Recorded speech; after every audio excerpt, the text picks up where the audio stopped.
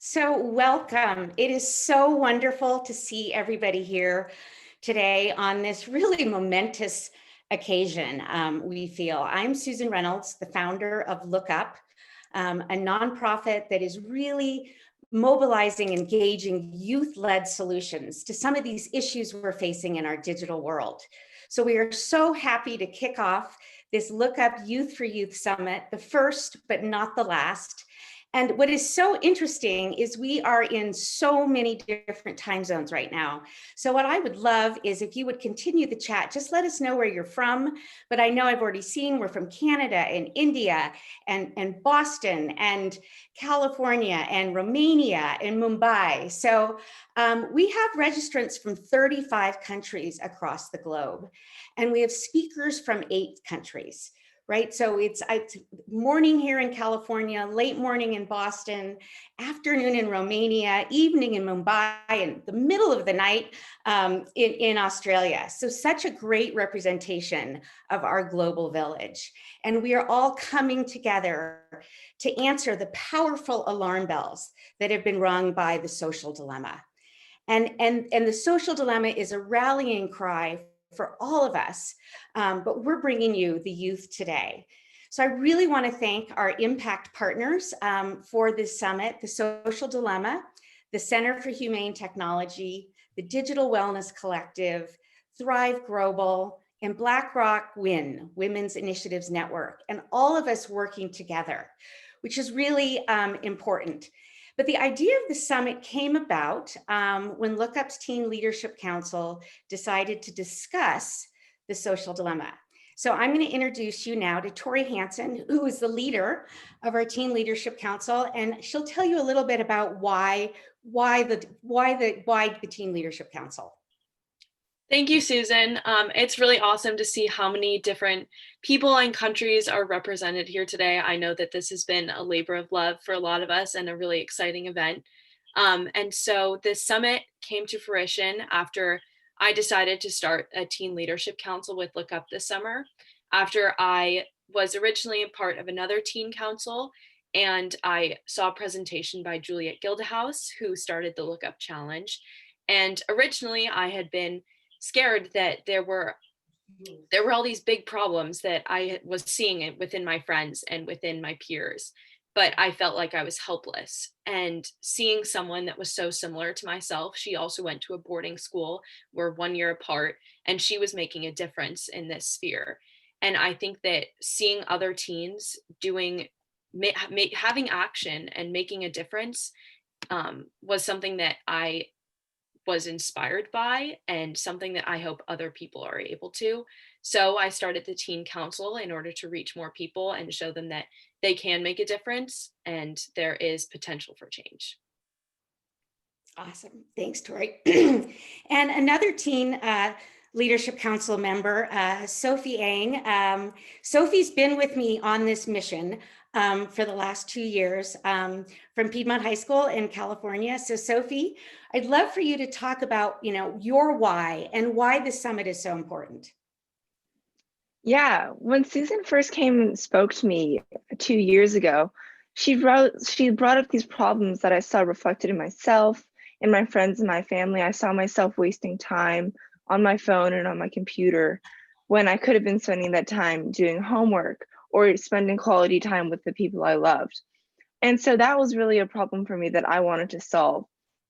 And so I just wanted to create a better environment for people and to teach others about this problem, which is why the Youth for Youth Summit is so important to me.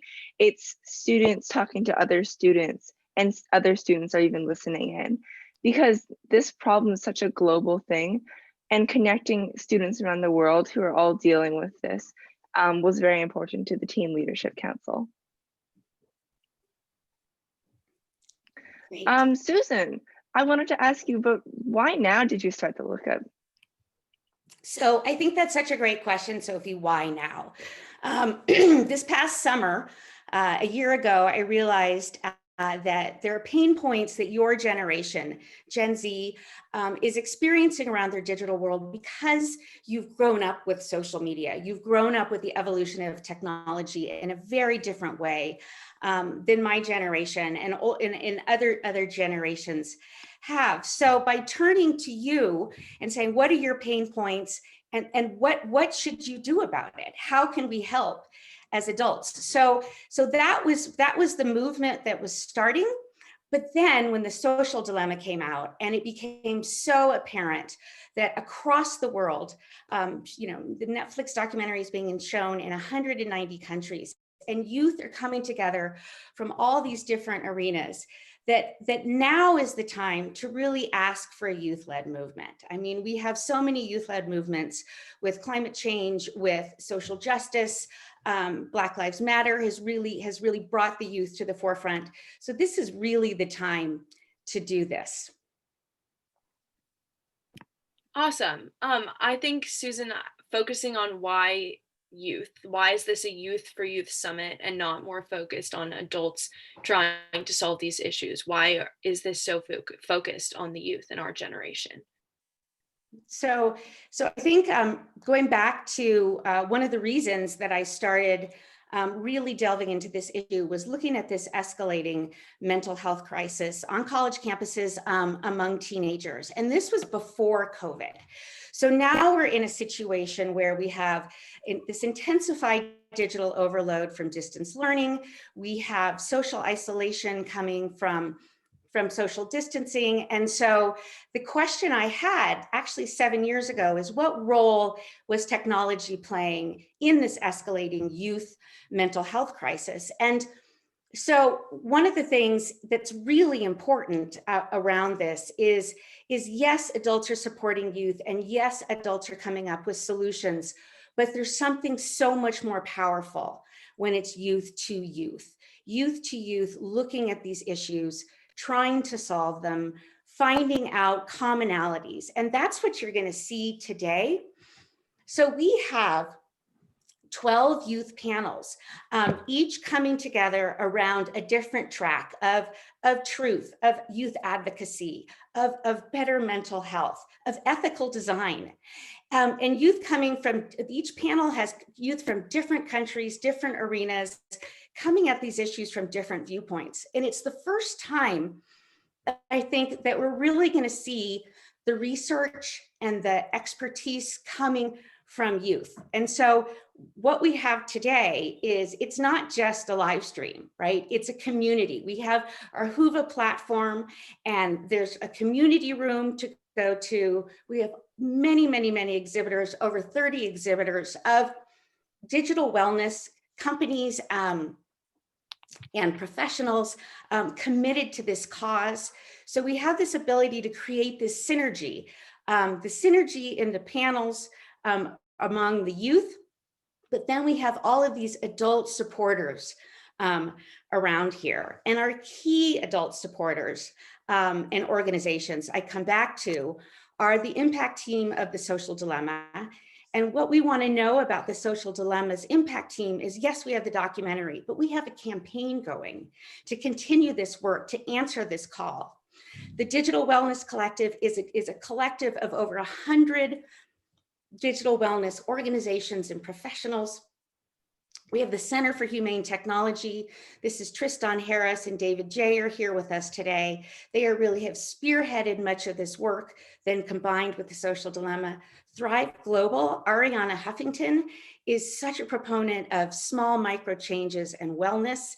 And so they are behind this with their new app, Thrive Global Thrive Zip, ZP. And then BlackRock has been an amazing sponsor of LookUp and our youth, and particularly with Diana Angelini with the Women's Initiative Network. And this is a very interesting panel to go to, looking at the impact technology and ethical design is having on women and girls, if we're thinking about social media. So it's looking at it this way. We have other panels that are looking at how positive psychology is impacting mental health. We have one that is redesigning the ethical design ecosystem. So all of these different arenas that we can go to. And then in the middle of the day, we are having action pitches. So 5 different youth have come up with an idea that they are going to put out to you. You'll be able to go into different meetup rooms during the day for about 45 minutes and come up with a 90-day action plan.